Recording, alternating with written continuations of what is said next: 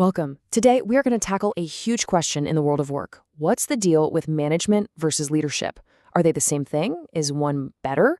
Well, the answer might actually surprise you, and it could totally change how you think about your own role. So think about it for a second. In your job, do you see yourself as a manager? You know, the person who keeps the trains running on time, making sure everything is working as it should? Or are you a leader, the one charting a brand new course? The thing is, it's not really a simple question, but figuring it out is absolutely crucial if you want to make a real impact. Ready to dive in? Here's our game plan. First, we're going to open up the manager's playbook, basically the essential rules of the game. Then we'll shift gears and look at the leader's compass, which is all about setting the direction. After that, we'll explore some key leadership styles because there's more than one way to lead. And finally, we'll see how all of this comes together in the ultimate test, leading people through change. Okay, let's start with the foundation, the manager's playbook. This is really the bedrock of any successful organization. You can think of it as the how-to guide for creating order, making things predictable, and just getting things done efficiently. And hey, this isn't just some random list someone made up. It's actually a time-tested framework from some of the pioneers of management theory, Kuntz and O'Donnell. They figured out that no matter what industry you're in or what team you're running, all management work pretty much boils down to these 5 key things. So here's how that cycle works. It all kicks off with planning. What are we trying to achieve here? What's the goal? Then you have to organize everything, all your resources, to make it happen. Next up is staffing, because, let's be real, you can't do it alone. You need the right people.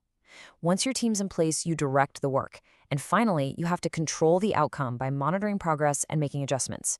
It's this continuous loop that keeps the whole engine running smoothly.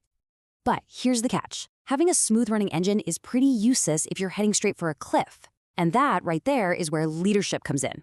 If management is the engine, leadership is the compass. It's what tells you where to go. So we're shifting from the how to the why. The legendary leadership guru Warren Bennis just nailed it with this quote. Managers are people who do things right, and leaders are people who do the right thing. It seems like a small difference in wording, but the gap between those two ideas is huge. Management is about efficiency, climbing the ladder as fast as you can. Leadership is about effectiveness, making sure that that ladder is leaning against the right wall in the first place.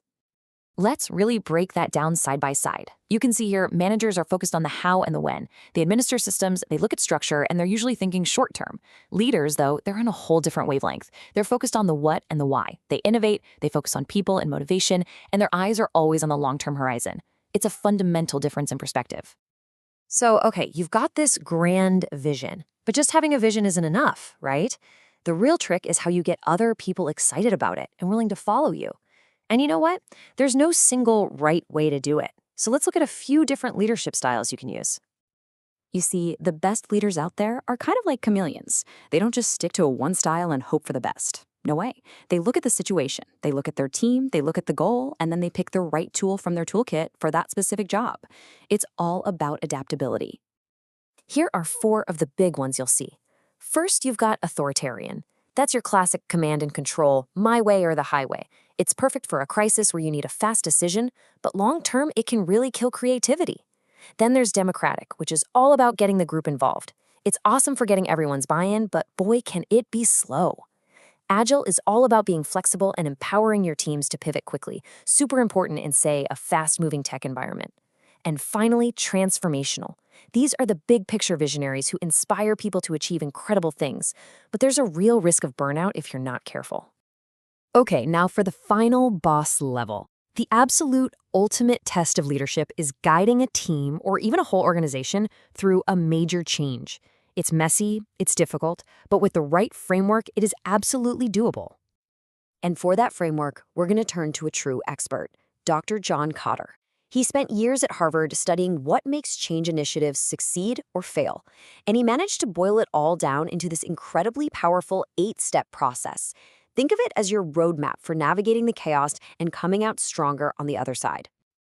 So how does it work? Well, it starts by creating a real sense of urgency. You have to answer the question, why must we change and why now? Then, you build a powerful coalition of people to help you lead the charge.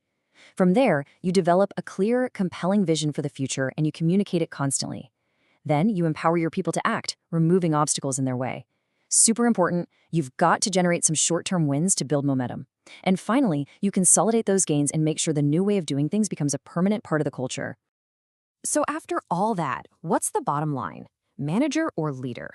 Well, the real answer is you need to be both. It's not a choice. The most excellent people out there are great managers and great leaders. They have the visionary compass to set the direction, and they have the practical playbook to keep the ship running smoothly on the journey. So let's just recap the big ideas real quick. Management gives you order, it's about doing things right. Leadership gives you direction, that's doing the right thing. The best leaders are chameleons, they adapt their style. And if you want to succeed at change, you need a structured process that puts people first. It's really that straightforward. So I'll leave you with this question to chew on. As you go about your day today, think about it. Which hat do you need to wear right now? Is it the manager's hat, making sure everything stays on track? Is it the leader's hat, inspiring a new vision? Or, as you'll probably find is often the case, is it a little bit of both?